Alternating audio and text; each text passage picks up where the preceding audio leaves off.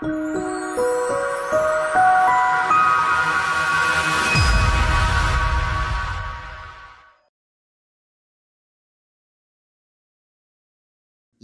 open our Bible in the book of 1 Thessalonians chapter 3, beginning from verse 1 up to verse 8. 1 Thessalonians chapter 3, verse 1 up to verse 8. And I would like to read this in NIV translation. And we will read 1 Peter chapter 4, verse 12. And of course, one of the most I would say, quoted verse in the scriptures, Romans chapter 8, verse 28. 1 Thessalonians chapter 3, verse 1 to 8. So when we could stand it no longer, we thought it best to be left by ourselves in Athens.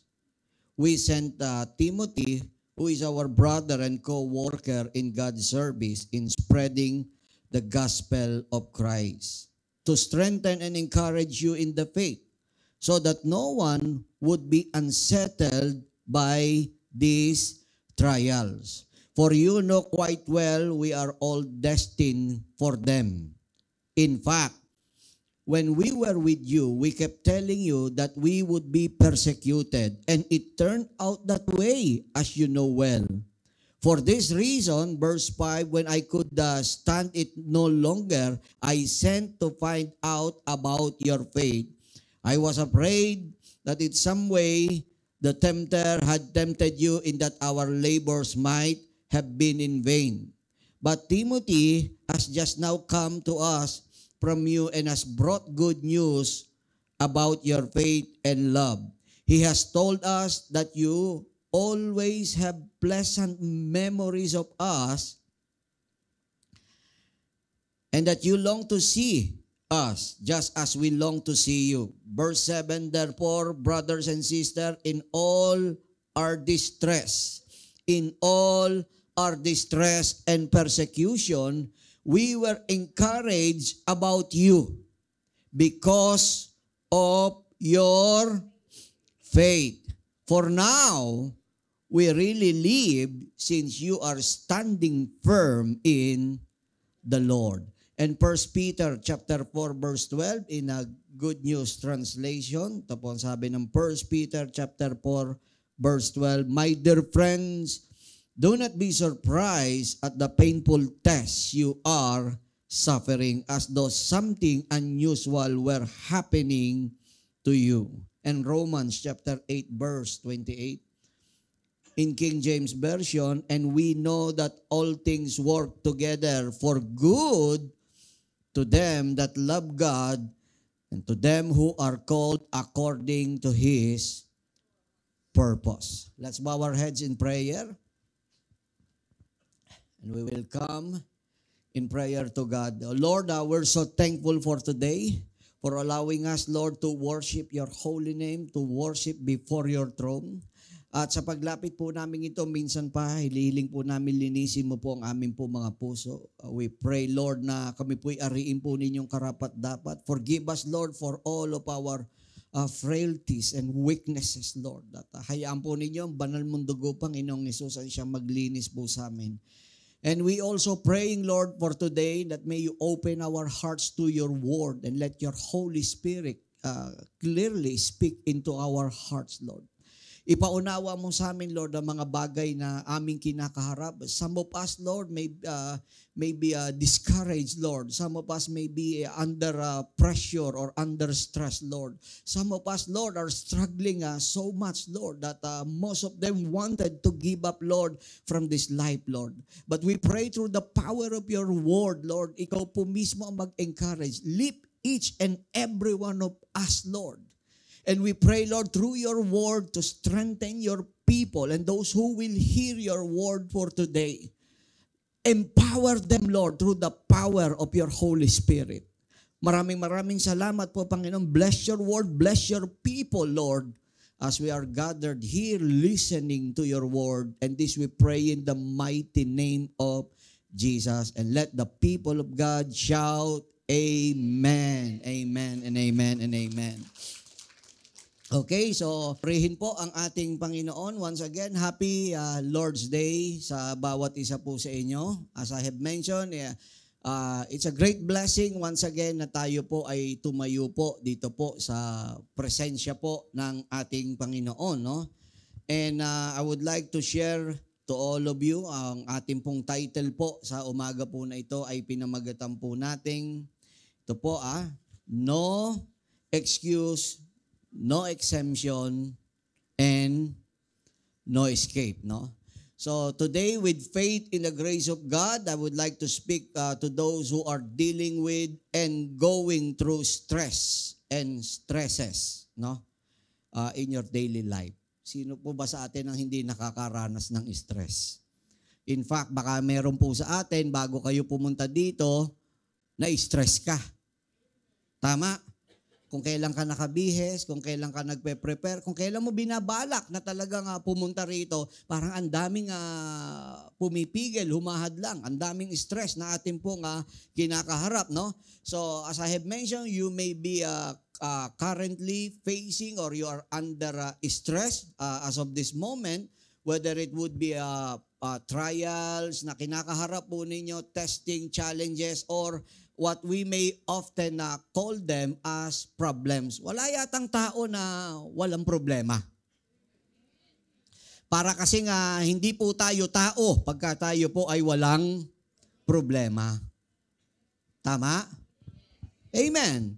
So, if you are experiencing pain, no, or problems in this what we call this life, no, the Word of God for today na ibibigay po sa atin ng ating Panginoon, the Word of the Lord says, no, you are under pressure now, but I want you to realize for today that you can advance in life and become successful and be blessed by God's Word. Palakpakan naman natin ang ating Panginoon. Okay.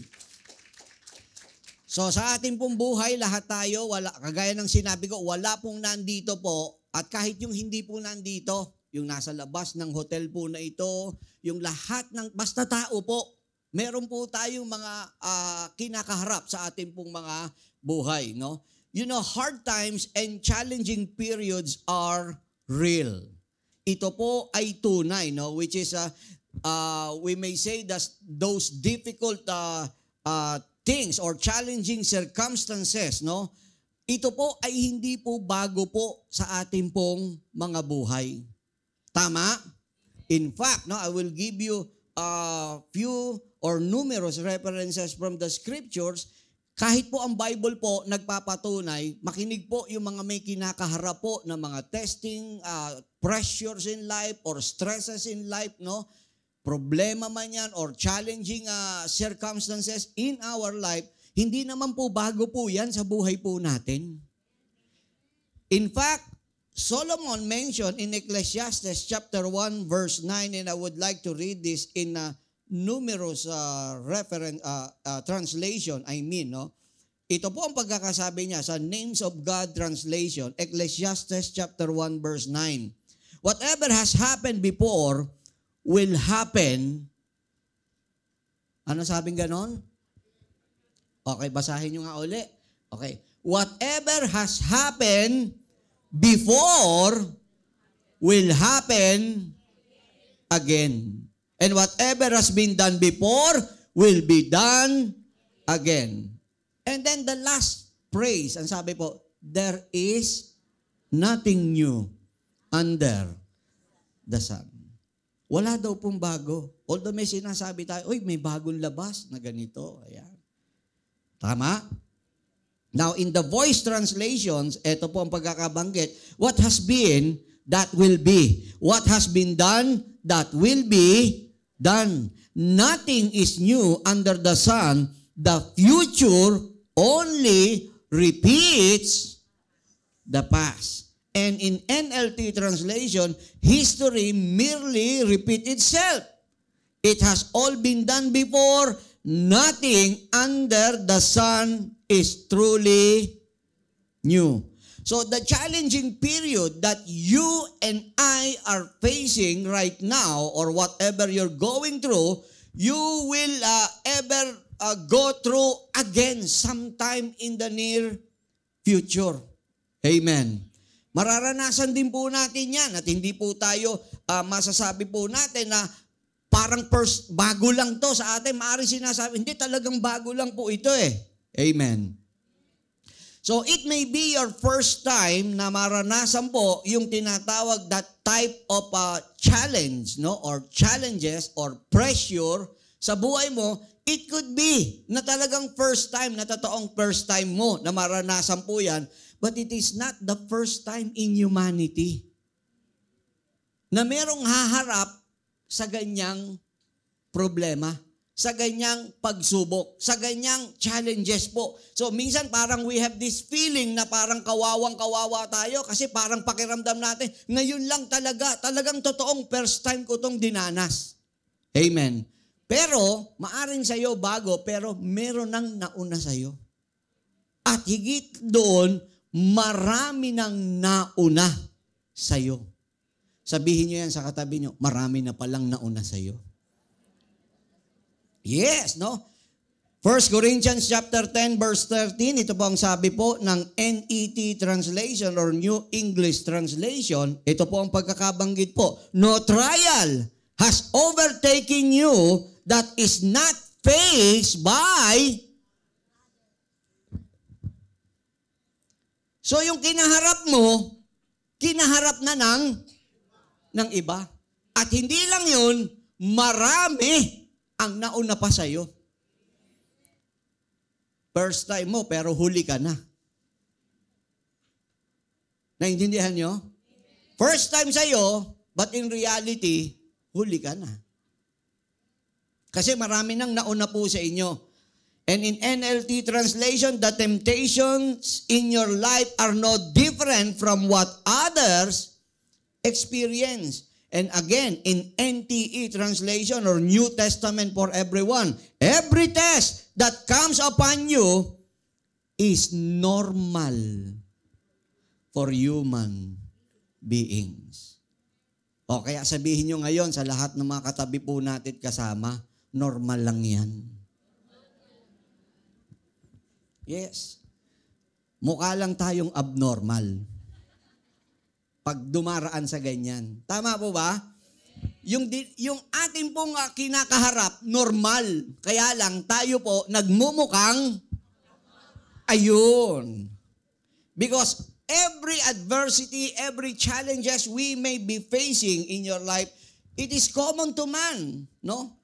So, hindi po ito bago para po sa atin, no? Bahagi na po ng buhay po natin. Basta tayo naging tao po, bahagi na po natin na habang tayo nabubuhay, meron tayong kakaharapin po ng mga challenges sa buhay. Now, whether you believe in God, actually, wala pong kaugnayan yung ikay may paniniwala sa Diyos o wala eh. Kasi yung naniniwala sa Diyos, dadaan sa ganyan. Yung hindi rin naniniwala sa Diyos at walang kinikilalang Diyos, dadaan din yan.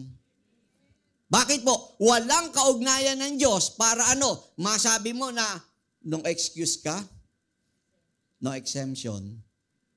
Tsaka, yes.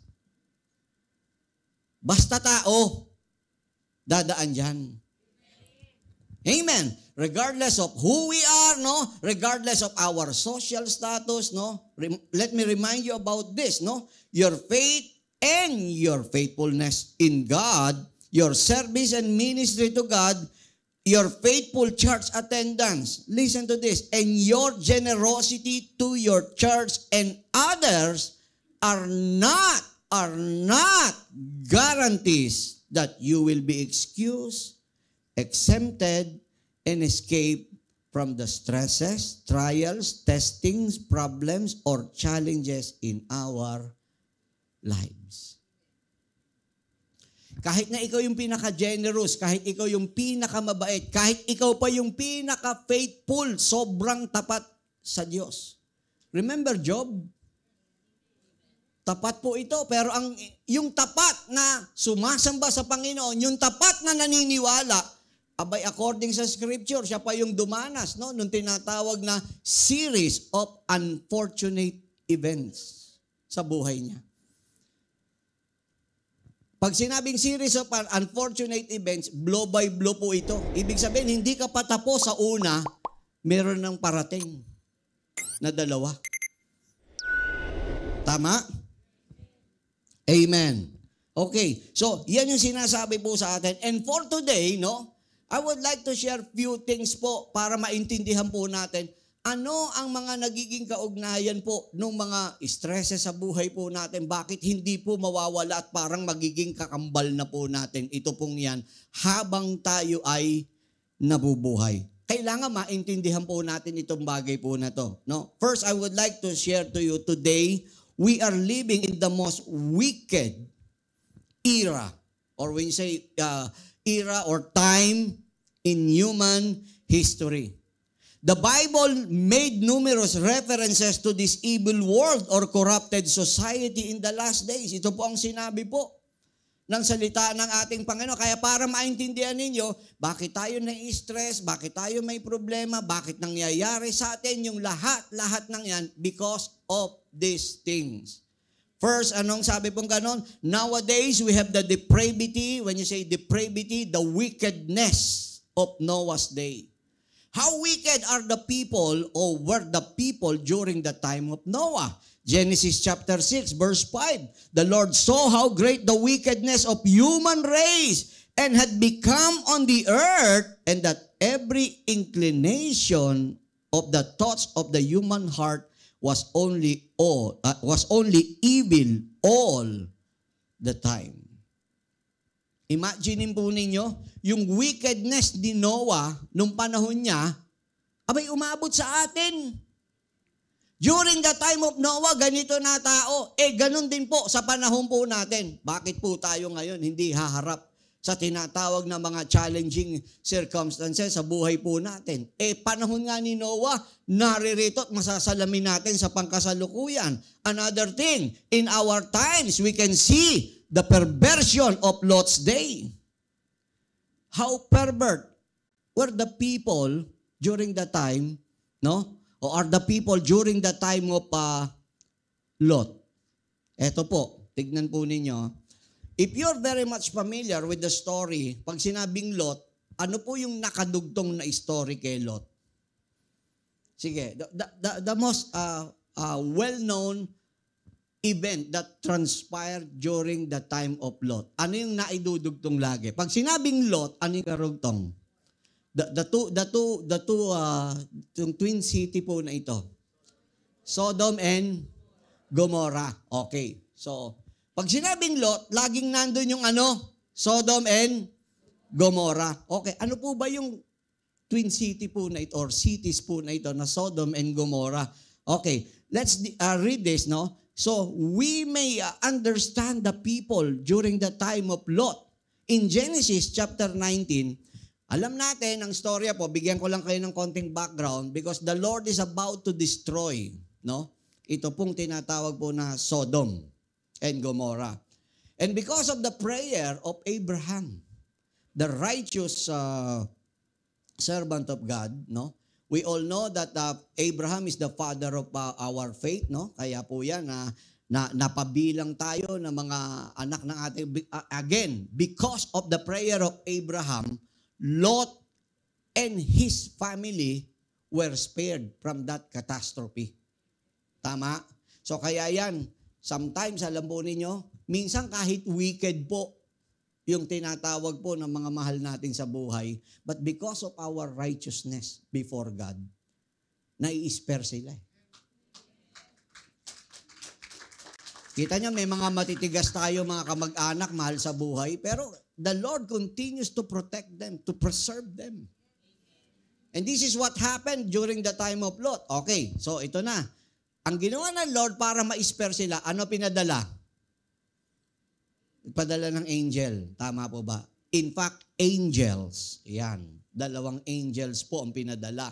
So let's read the story for us to understand Genesis chapter 19. Okay, let's read this from verse 1 up to verse 5.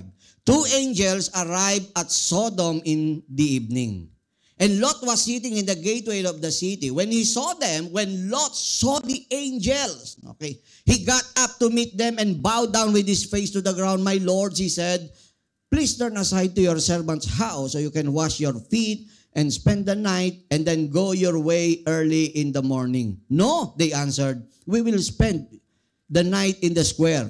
But he insisted so strongly that they did go with him and entered his house. So kita niyo, sumagot na yung angel, no. Mag-i-stay na lang daw sila doon sa city square. Pero, nag-insist si Lot. Ibig po sabihin, decided po si Lot eh. It could be the angel is testing. They were testing Lot during that time kung gaano siya talaga kaporsigido or decided doon sa kanyang tinatawag na invitation. Amen. Kaya ako rin, naging ugali ko rin po ito even noon. Kapag ako po decided, kahit umayaw po yung inimbitahan or whatever, talaga ipipilit ko kasi decided eh. So ano nangyari? Ayaw ng angels. Pero sabi ng Bible, but he insisted so strongly. Pagka ikaw talaga decided, dire-diretso yan. Amen. Okay.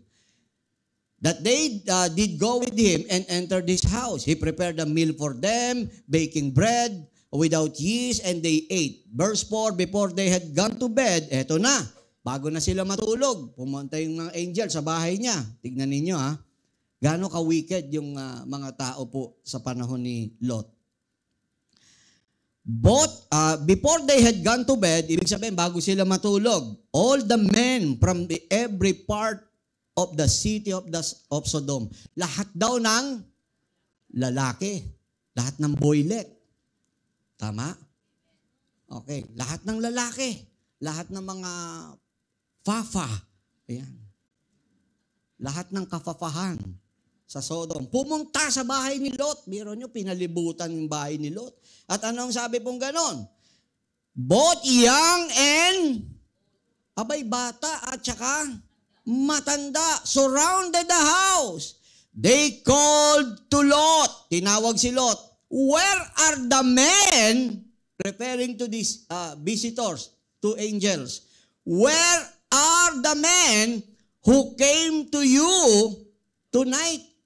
Ibig sabihin, nasipat na mga kalalakihan. Ito pong tinatawag na dalawang bisita po ni Lot. Amen. Tama? Anong sabi?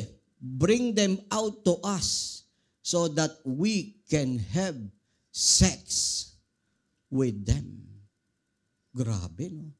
Alam na nila na lalaki yung bisita, pero yung mga lalaki, yung mga kapapahan, di po ba, sa Sodom, pumunta, pinalibutan yung bahay ni Lot. Sigurado po, siyempre, anghel po ito na nagkatawang tao. Wapog po ito. Pogi. Amen. Gwapo. Lahat ng gwapo, magsabing amen. Yan. Nawala tuloy ang gwapo, naubusan. Bring them out to us so that we can have sex with them. That was the time. The wickedness, the depravity during the time of Lot. Nakita nyo, nandun na po. Hiniling eh. You know, there are some churches po, they don't believe na ito po ang dahilan kaya po ginunaw ang Sodom and Gomorrah. No? Pero malinaw po ito, ayaw ng Panginoon, no? Lalaki sa lalaki. Amen. Romans chapter 1 verse 26 to 27. Because of this, God gave them over to shameful lust. Even their women exchanged natural sexual relations for unnatural ones. Hindi lamang po yung lalaki sa lalaki, pati na rin ang babae sa babae. And, good news, makinig po kayo, ibang klase po ang mga homosexual sa panahon po natin ngayon. Especially sa mga kababaihan. Dati po ang mga lesbian na tinatawag or members of the LGBT, particular po yung mga lesbian po. Talagang parang ano pa yan, parang yung sa homosexuals din na na mga lalaki na nagko-cross dress. Ngayon po baligtad. Ganun na rin po sa mga di po ba yung mga homosexuals ngayon, makikita nyo yung mga ang naka-abs naka six pack sila. Tama? Ang gaganda ng katawan. Sa babae naman, yung mga lesbian, talagang mas maganda sila kaysa sa babae na jojowain nila. Kaya pag sobrang ganda at sobrang pogi, nakakatakot eh. Tama? Kaya sabi tuloy ni John Lloyd Cruz, ang tunay na lalaki.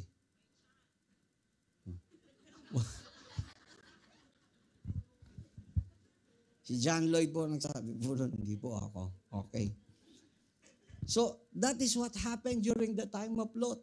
And then another thing, eto pa po, hindi po dyan natatapos. Currently, we are seeing the fulfillment of the prophecies of Timothy's day. Ano po ba ang prophecies during the time of Timothy? 2 Timothy chapter 3 verse 1 to 5. Tignan nyo, masasalamin po ito. Ngayon, ganito ang ugali ng tao. Anong sabi pong ganon?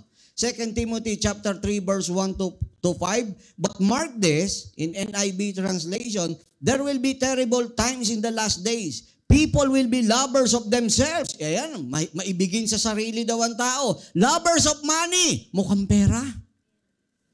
Lahat na mukhang pera, magsabing amen.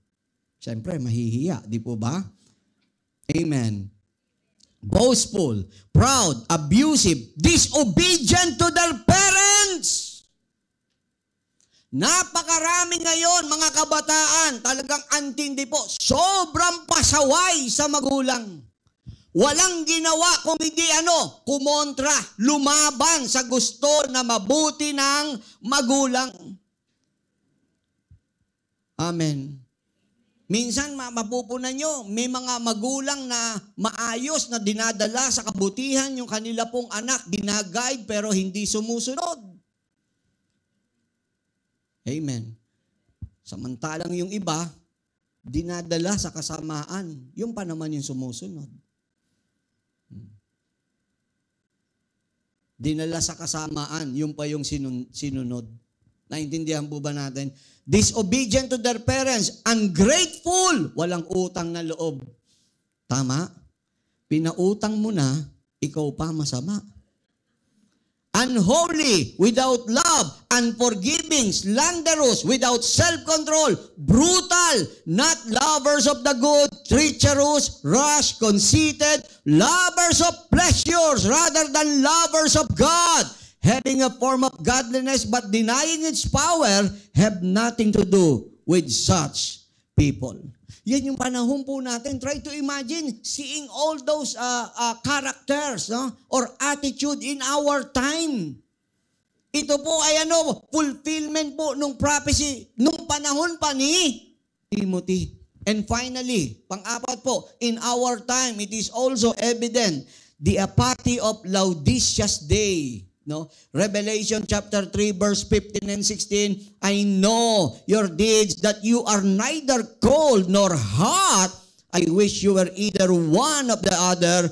So because you are lukewarm, neither hot nor cold, I am about to spit you out of my mouth. Ito po ang sabi po ng ating the Lord Jesus Christ is speaking from this particular or specific verse in Revelation chapter 3. Verse 15 and 16. Marami po ngayon lukewarm. Hindi po mainit, hindi malamig. Sa pananampalataya. Referring to the faith in our Lord Jesus Christ. Amen. Isusuka ka daw eh. Ang gusto raw ng Lord, kung malamig ka, malamig ka. Pagka mainit, mainit talaga. Pero marami ngayon lukewarm. Amen. And according to the scriptures, this world we inhabit or we live in today is a wicked world.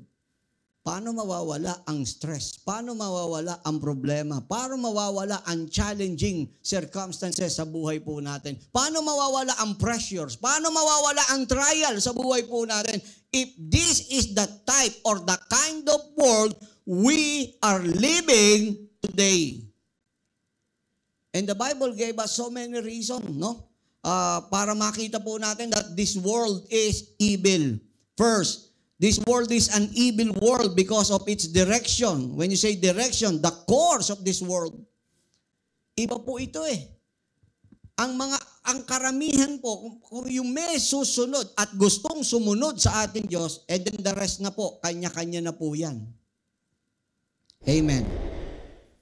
Mas marami po ang ayaw sa ating Panginoon. Subukan po ninyo. Try to invite your friends, your loved ones. Dalhin nyo sa church. Dadalhin nyo sa church, ha? Hindi sasama. Subukan yung invitein sa excursion. Subukan yung invitein sa swimming. Subukan yung invitein sa kainan, sa party.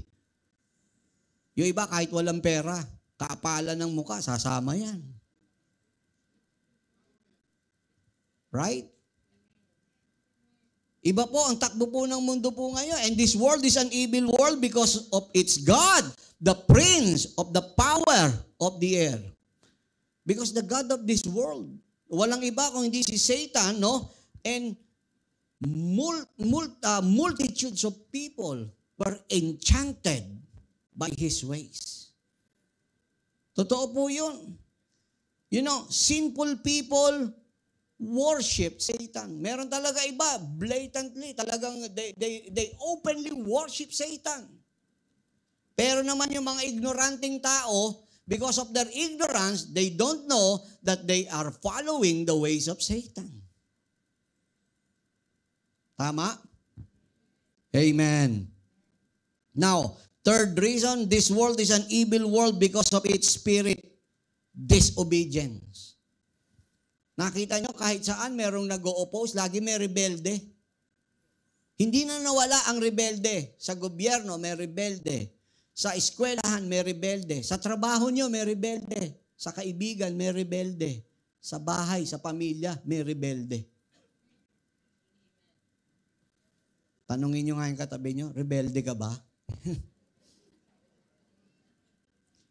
Ephesians chapter 2 verse 1 to 3, as for you, you were dead in your transgression and sins, in which you used to live. When you followed the ways of this world, and the ruler of the kingdom of the air, the spirit who is now work in those who are disobedient. All of us live among them at one time, gratifying the cravings of our flesh and following its desire and thoughts. Like the rest, we were by nature deserving of wrath. They were disobedient to God, disobedient to God's word, no? And of course, disobedient to their parents, to their teachers, no? To law enforcement, no? Tignan po niyo kung saan nga nakasulat yung may bawal, doon pa gagawin. Nakasulat na bawal tumawid, doon pa rin tatawid. Kami po ni Sister Arne, naka-witness kami once in front of us, sa tapat po ng SM Santa Mesa. May nakasulat po ron, bawal tumawid, nakakamatay. Totoo pala yung kapag ka nakakita ka, hindi pa kami eksaktong na-aksidente.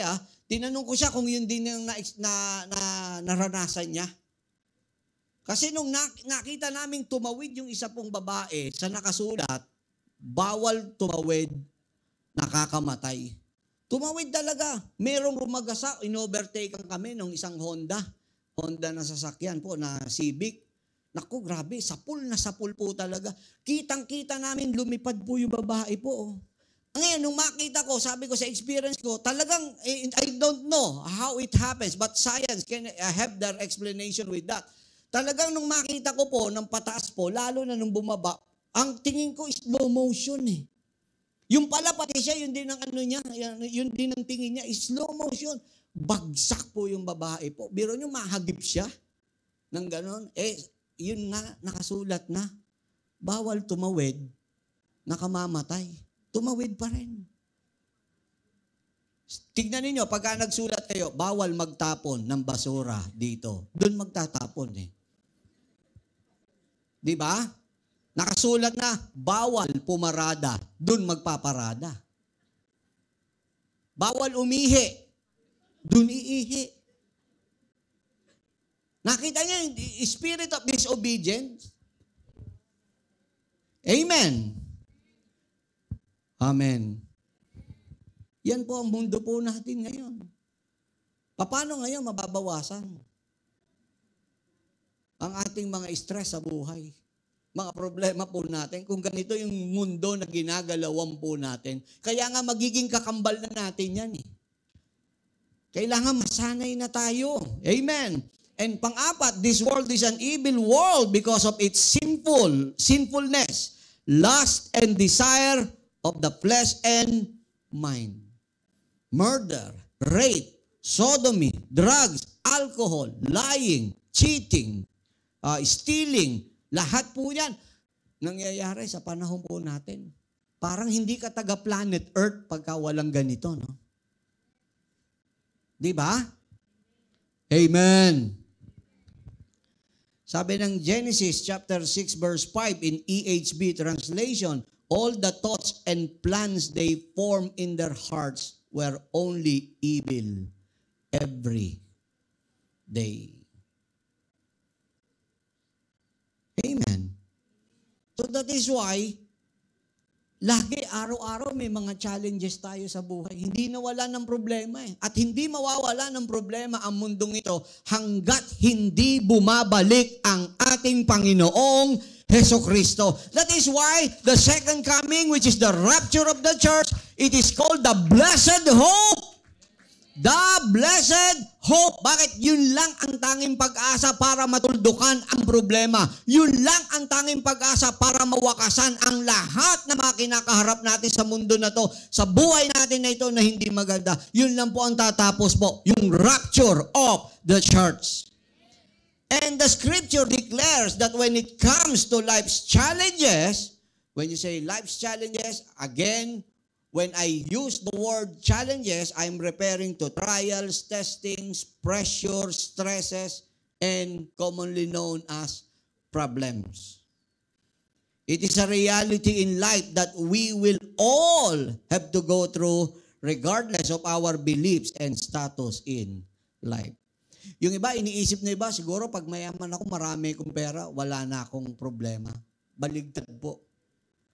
Magkakaiba lang po ng muka. Pagka wala kang pera, problema mo, pera.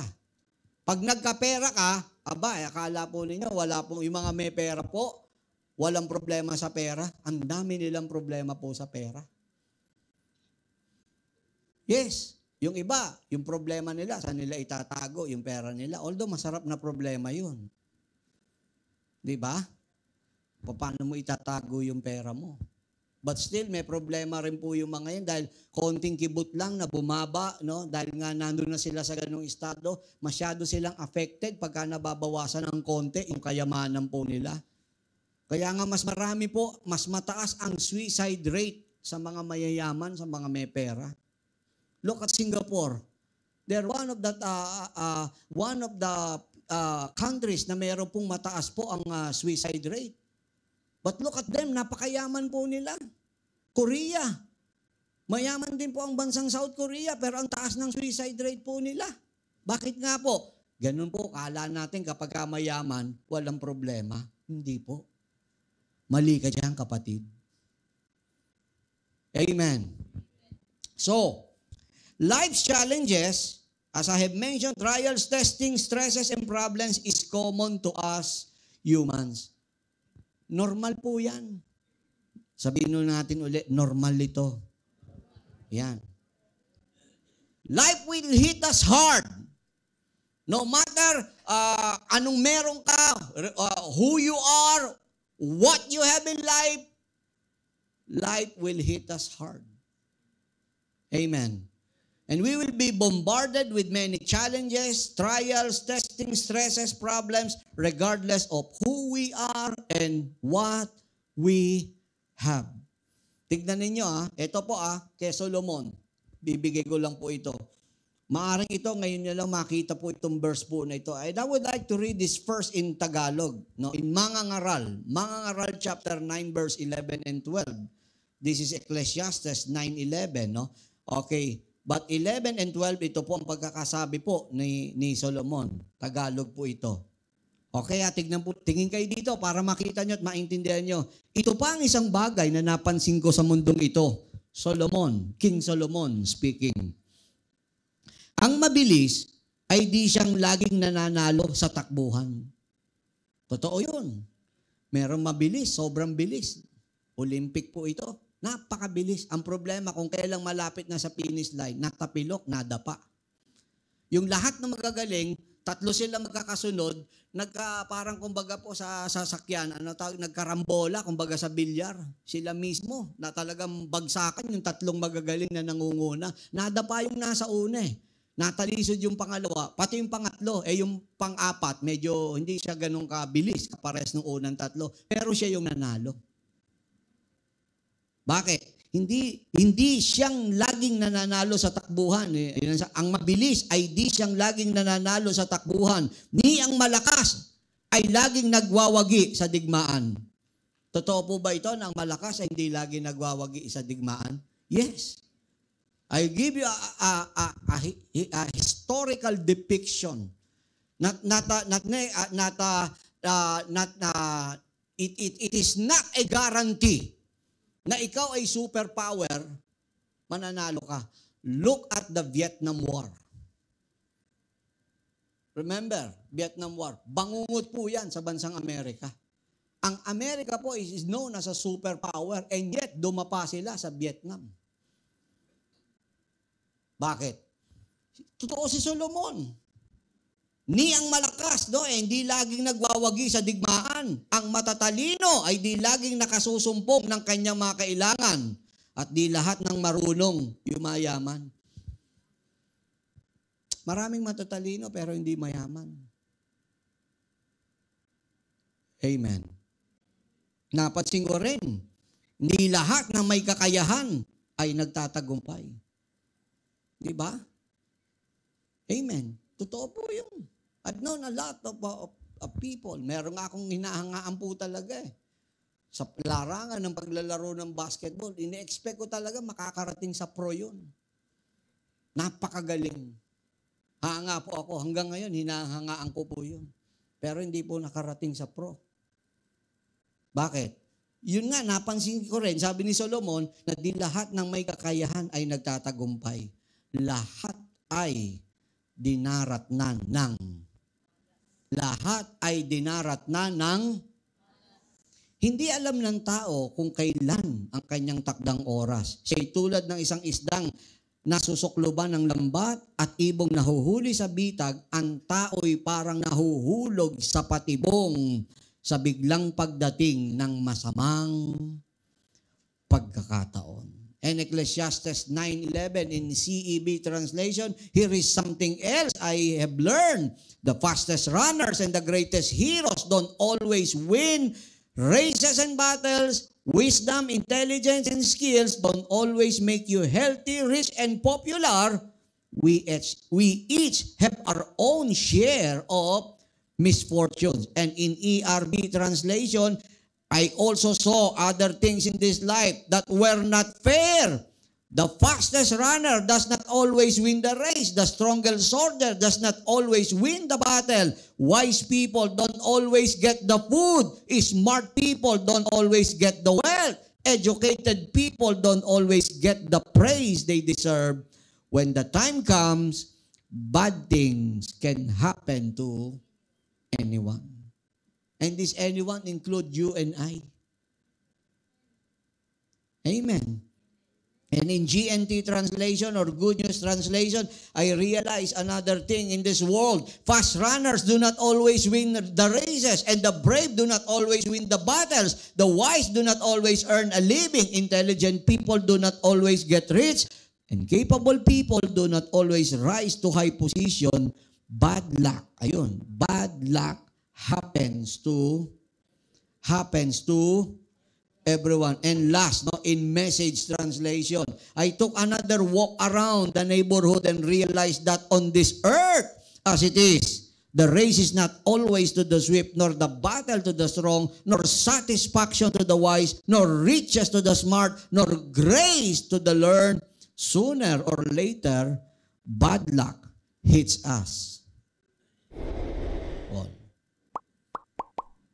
So, walang guarantee po ito na Christian ka. Hindi mo daranasin po ito. Amen.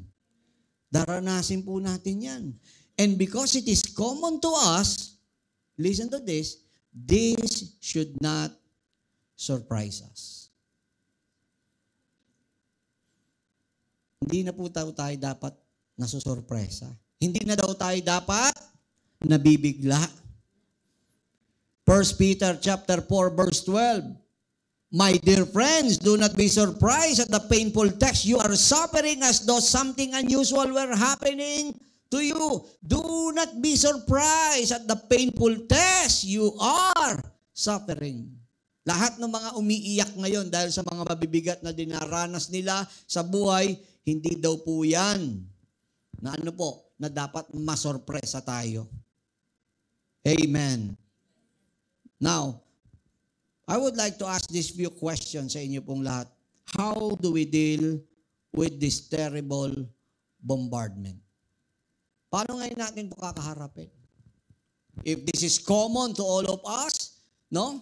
Kung ito po'y normal to each and every one of us, in such circumstances, how do we survive and thrive as God's children?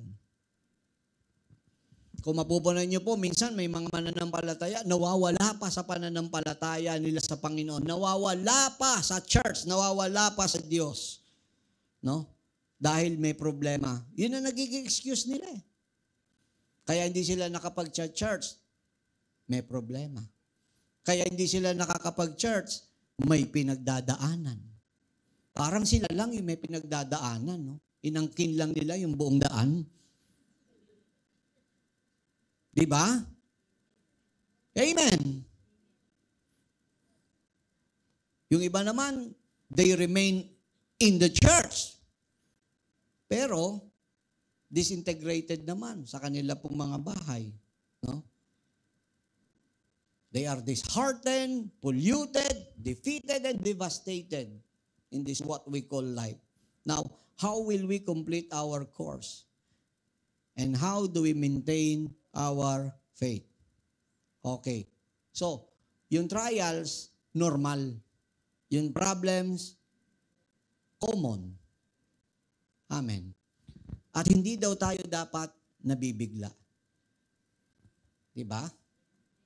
Amen. Kasi alam naman natin yun eh. Ang tanong ngayon, eto, ano magagawa po natin when life hits us hard?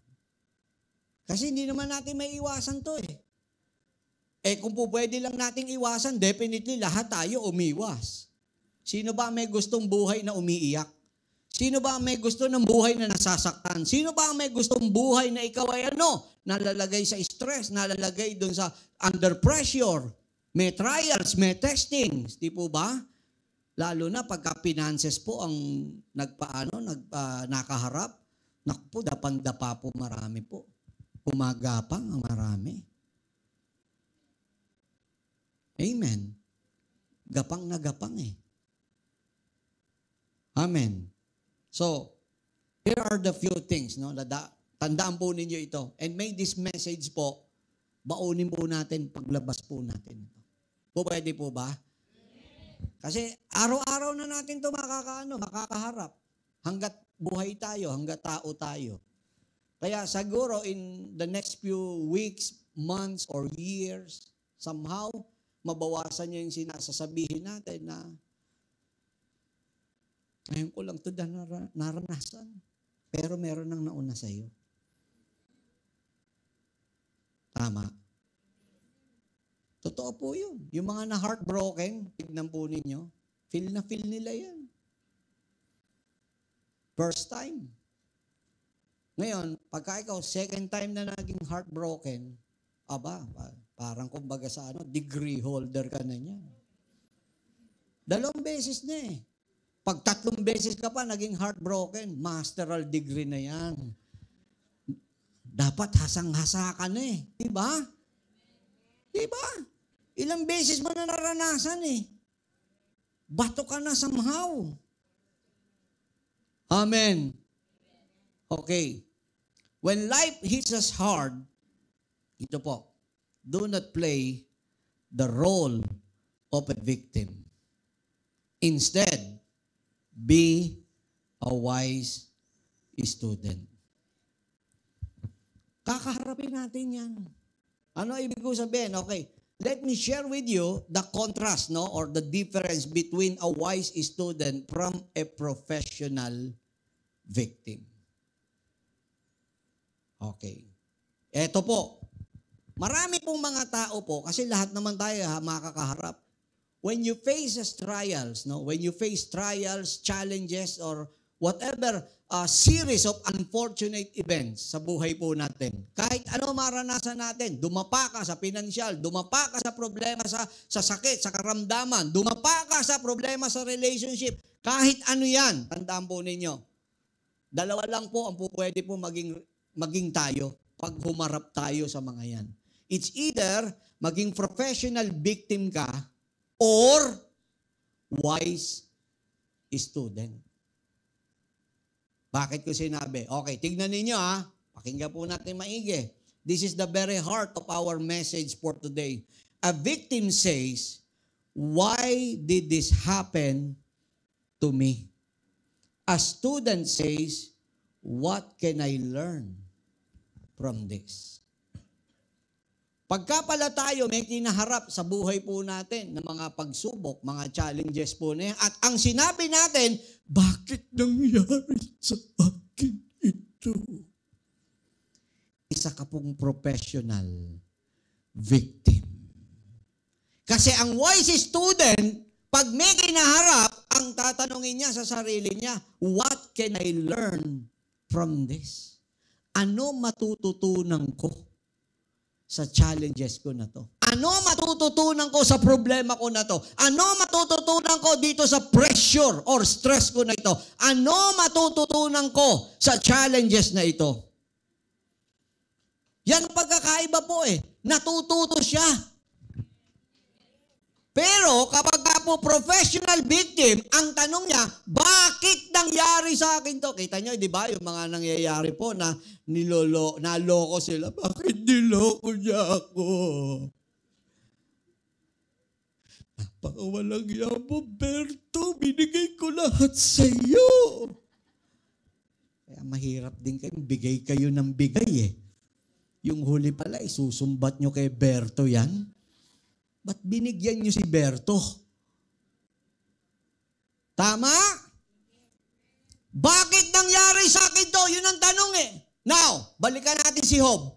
Kita ninyo, series of unfortunate events. Una, namatayan po si Job ng 10 anak. Wala pong tatalo rito. Meron ba rito, meron sa atin na magulang, 10 anak niya? Wala. Sila mami, magkakapatid sila, 11 sila na wala na po kasi lola ko eh. Kung buhay pa po lola ko nga ngayon, 102 na po ang lola ko po. Sana kung buhay pa po ngayon.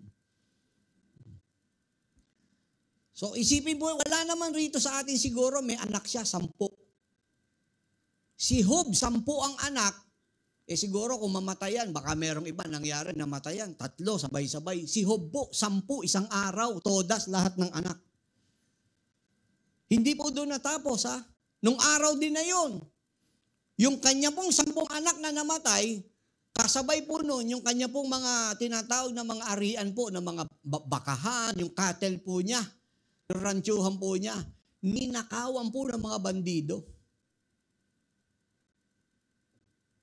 Sumunod po ron, ano nangyari po? Nung araw din na yun, pinatay pati mga alipin niyang iba, isa lang ang nakaligtas para ibalita. Biro nyo, kaya binuhay eh. Para may balita kay Job. Tama? Meron po talagang tagapagbalita ng bad news din. Yun ang role po nila eh. Pero nung malaman po itong lahat ni Job, hindi niya po tinanong. Sinabi niya, why did this happen to me? Bakit nangyari sa akin ito? Tama? May mga nagkakasakit sa atin. Pag nagkasakit, bakit nangyari sa akin? Ang dami namang pwedeng magkasakit. Bakit ako pa? Iyon. Tama? Ba't parang humihina? Hindi ko alam kung nakakahinga pa ba kayo o humihinga pa po ba kayo? Pwede po bang samahan po ninyo ako? Huminga kayo. Ayan, sige po. Yan, okay. Number 1 pa lang po ito.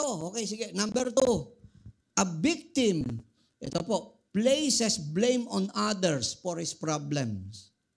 A student asks, how much of this did I bring on myself?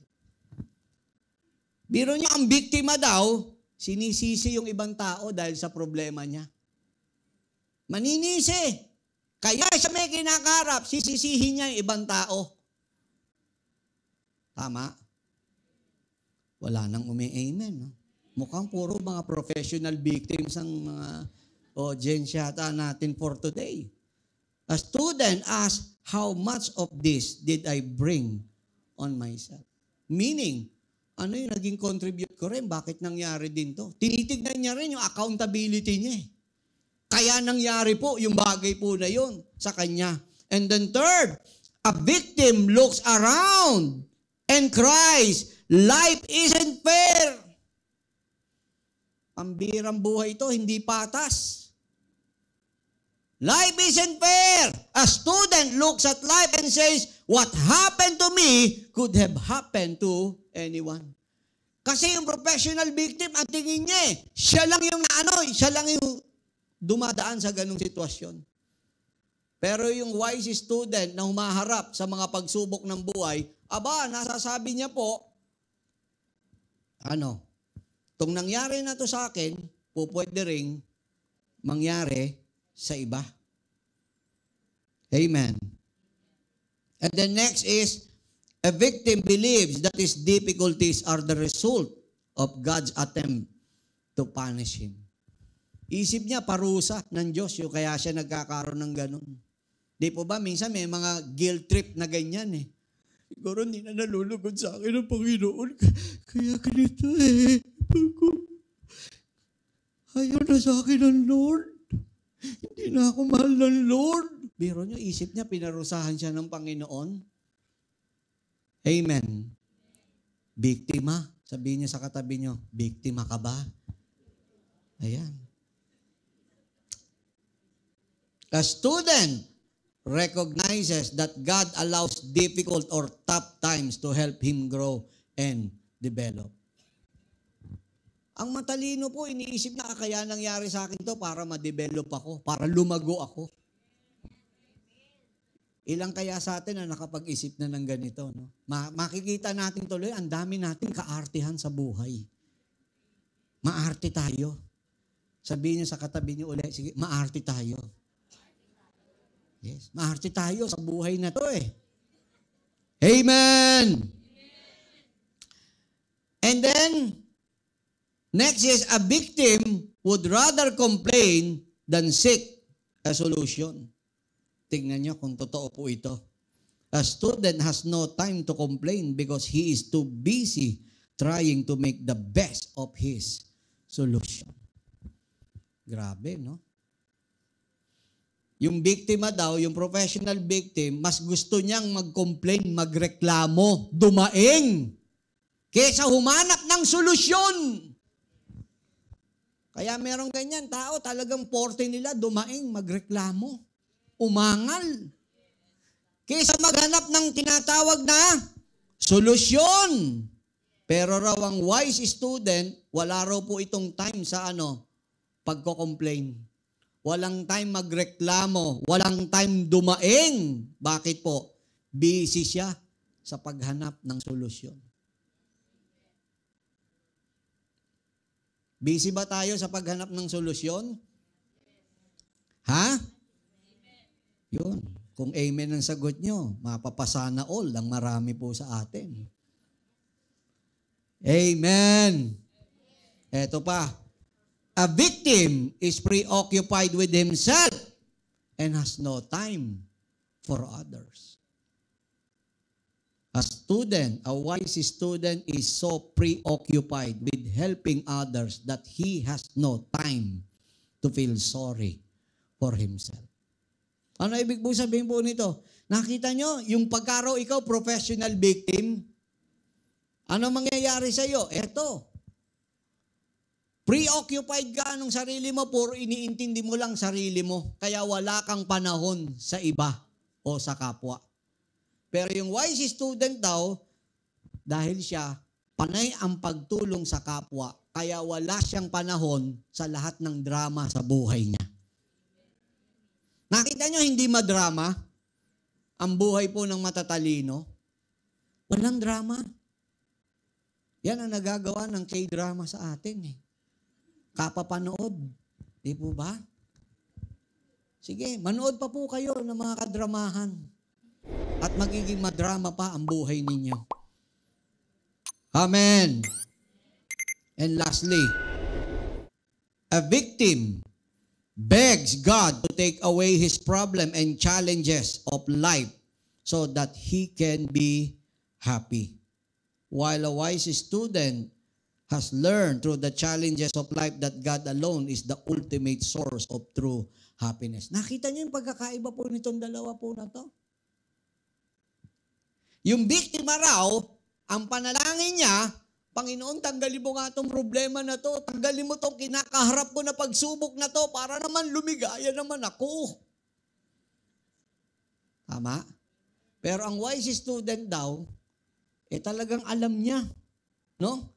Natututo siya dun sa lahat ng mga challenges na yun at alam niya ang ultimate source ng kanyang kaligayahan, walang iba kundi ang Diyos. Kasi kahit tanggalin naman ng Diyos yung problema mo na yan sa ngayon, magkakaproblema ka na naman uli. De gano'n na naman, hindi ka na naman magiging happy. Bakit? Binabase mo kasi sa sitwasyon mo, yung kaligayahan mo. Dapat ang ultimate, the true source of our happiness is none other than God Himself.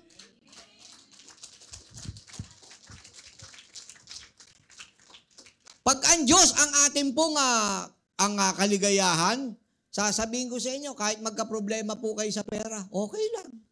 Matututo tayo dyan. Babangon din tayo. Tama? Pagka ikay nagka-problema sa heartbroken, iniwang ka. Okay lang. Tutulungan ako ng Lord sapagkat ang Diyos ang happiness ko.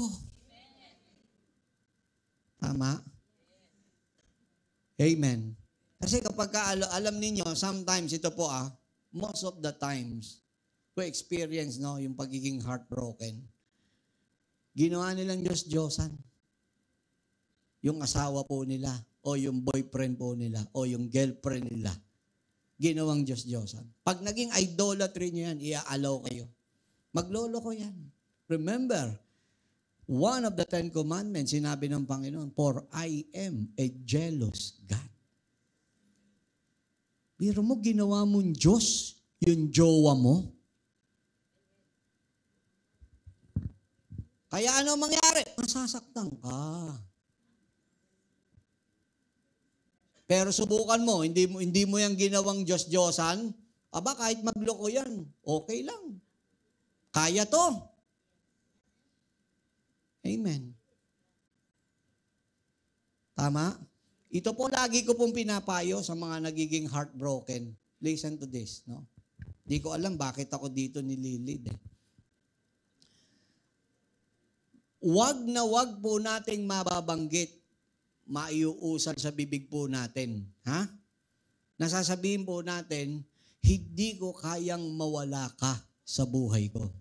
That's a big lie. Alam niyo kung bakit? This is the one of the common sense na masasabi ko po sa inyo. Kayo po'y nabuhay, tanungin niyo kung kailan niyo nakilala yung jowa niyo, boyfriend niyo, o asawa niyo.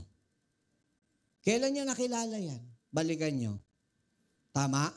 Now, yung pa lang yung panahon na nagkakilala kayo, and going back pa atras, bago niyo siya makilala, buhay ka na ba? Ha? Buhay ka na ba? Tumatawa ka na ba nun? Ha? Maligsi ka na ba nun? Naging masaya ka na ba nun? Therefore, kahit dumating siya at nakadagdag man siya ng kaligayahan sa iyo, tandaan nyo, at mawala siya, huwag niyong babanggitin po. Never nabanggitin niyo po yan na hindi ko kayang mabuhay nang wala ka. Kasi nabuhay ka na nang wala pa siya eh. Di ba kasi napakalaking kasinungalingan? Kaya kung ya'y mawala, kakayanin mo pa rin mabuhay. Maaring masaktan ka, pero Hindi ka naman mamamatay. Drama lang yan. Drama lang. Amen. So, listen to this. With all of those circumstances na nangyayari po na yan, listen to this. Have faith in God who controls everything in this world. This is the genuine standpoint of Christians. Ang pananampalataya natin, nasa Diyos na may control ng lahat ng bagay. Romans chapter 8 verse 28. And we know that all things work together for good to them that love God, to them who are called according to His purpose. So kaya sa ating pong lahat na naririto, ulitin ko po, yan ay nangyari sa ikabubuti natin. Kahit nasasaktan tayo, kahit umiiyak ka. You know, sometimes, the painful experience in our life, that is God's redirection in your life. Alam niyo kung bakit? Something or someone, no, who is best na inalaan ng Diyos sa iyo, hindi ka makakarating doon hanggat hindi mo nile-let go yan kaya lang, ayaw mong bitawan. Ibig sabihin, ayaw mo nung God's best. Ngayon, para mawala yan, yun ang mangyayari. Kailangan kang saktan. You cannot reach the promised land without conquering the giants, without crossing the Red Sea. Amen. So anong kinakailangan natin gawin? Aba, yun po talaga.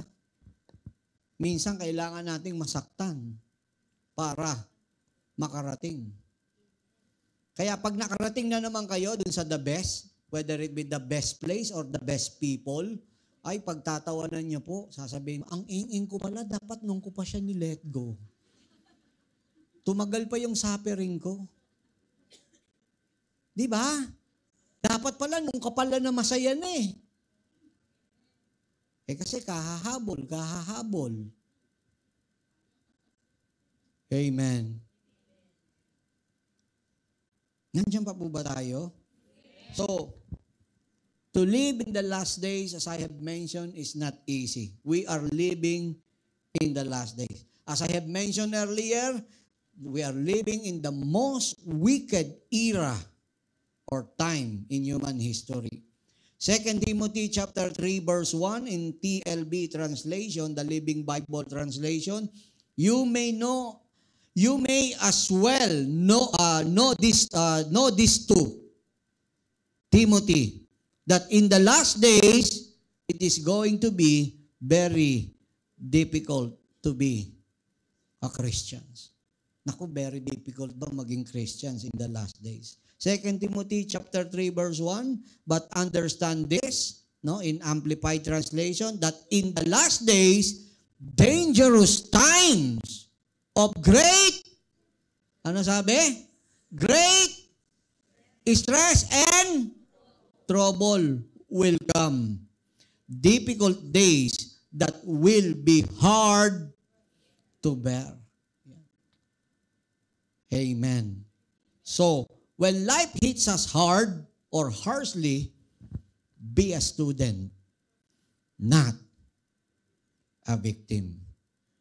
You know, marami po sa atin, as I have mentioned repeatedly earlier, nabubuhay tayo as professional victims. No? Reklamo ng reklamo, daing ng daing, no? How they have been mistreated in this life, how they've been experiencing unfairness in this life. You know, pag tayo nagpatuloy po ng kakadrama na ganyan, hindi ka makakaalpas dyan. Amen. Now, I would like to end this kasi meron po akong nakita po, which is perhaps marami nga po sa inyo nag-share pa nito sa Facebook po ninyo, no, na dumaan din sa feeds ng Facebook ko po, no? Yung tungkol po dun sa kape, no, na natapon. Yung story po nung tungkol sa kape na natapon. So, bakit daw natapon yung kape? No? Hawak mo yung kape kasi may bumunggo sa'yo. At dahil binunggo ka, yung hawak mong kape, tumapon. Tama? Pero mali po ang sagot. No? Kasi hindi daw dahil binunggo ka, kaya natapon yung kape. Tama? Hindi daw yun ang tamang sagot. Mali daw. Pag yun ang sinabi natin. Kaya tumapon yung kape kasi binunggo ako. No? Kasi kahit hindi naman kape laman nun, kahit tsaa laman nun, tatapon pa rin. Kung sagot gulaman ng laman nun, may bumunggo sa'yo, tatapon pa rin. Tama?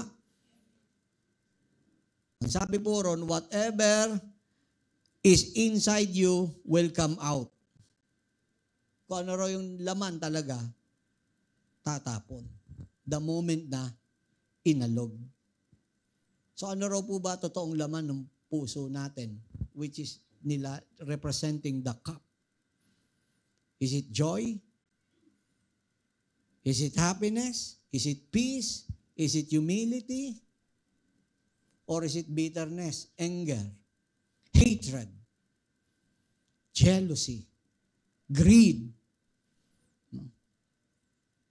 Yan po ba ang laman ng cup natin, ng puso po natin? Because in this life, aalugin po talaga tayo sa buhay po natin.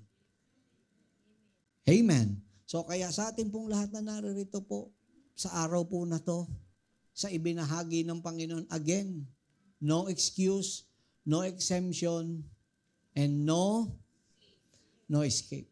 Lahat tayo dadaan dyan. Hindi po pwedeng makaiwas kahit sabihin po ninyo, matalino, maraming pera, walang pera, may pinag-aralan, walang pinag-aralan, may ipin, walang ipin. Tama po ba? Maliit, malaki, mataba, payat, lahat po tayo basta tao at humihinga. Dadaan tayo dyan. Ang tanong lang, pag dumaan ka dyan sa kinakaharap mo na yan, ano ka ba? Professional victim or wise student? Kayo ngayon sa pagtatapos, ano kayo? Ano tayo? Dito sa dalawa na to. Naninisi ba tayo? Sinisisi ba natin yung iba? Tama? Yung iba, nagpautang, nasuba. Lagi ko nasasabi po yan sa inyo. Nung matandang aral na ibinibigay ko sa inyo.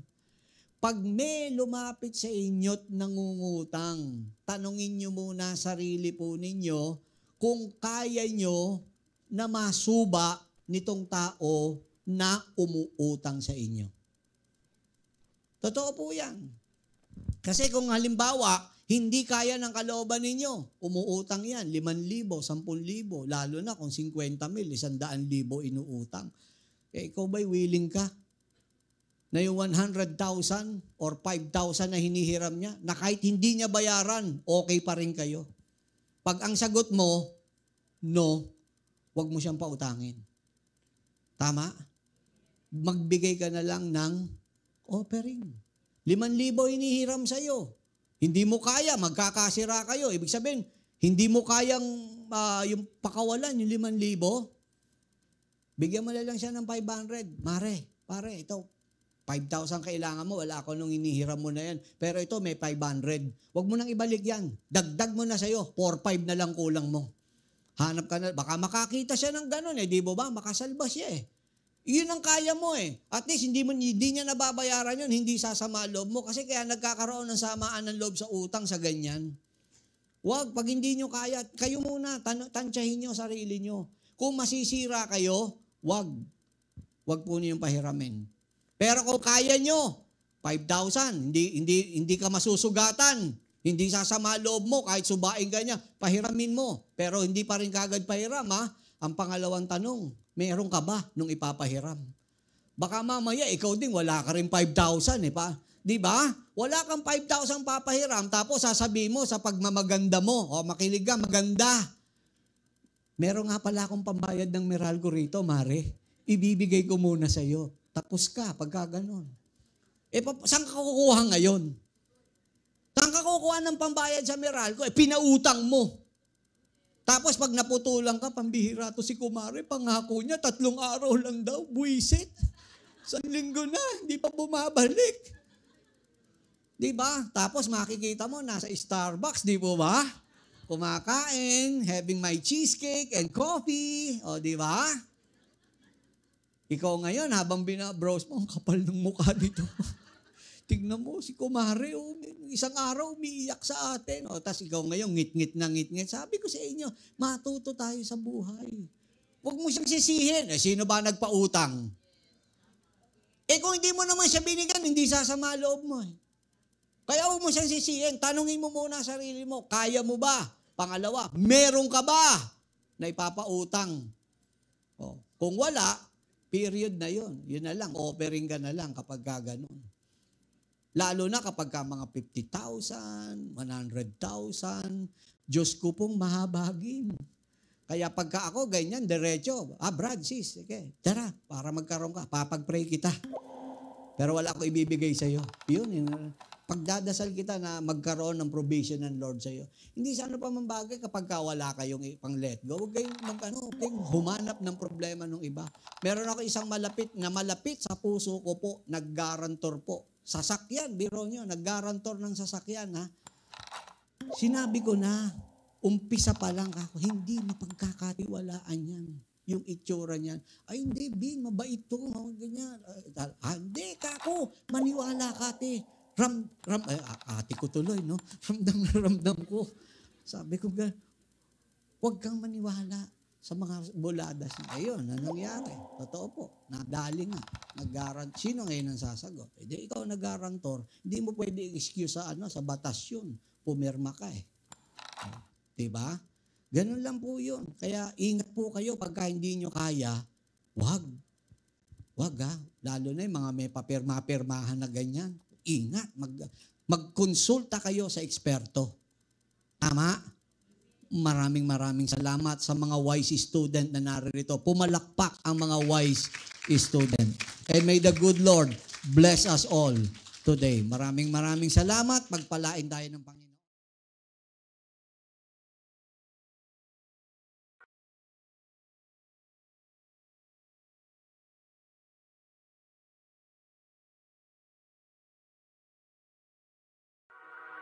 Thank you.